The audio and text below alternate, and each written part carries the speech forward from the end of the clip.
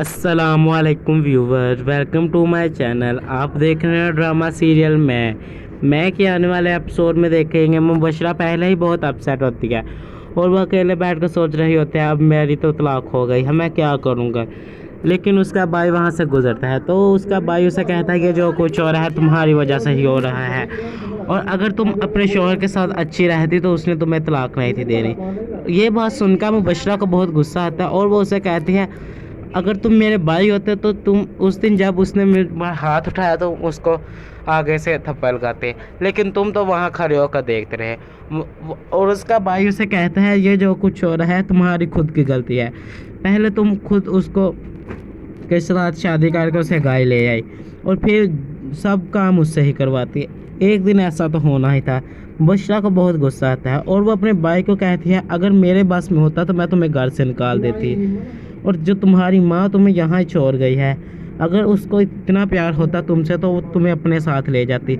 ये बात सुनकर उसके भाई को गुस्सा आता है और वो उसे कहता है अगर तुमको इतना एहसास हो रहा है कि तुम यहाँ से चली जाओ, क्योंकि वैसे भी सारी प्रॉब्लम तुम ही क्रिएट करती हो, मैं नहीं।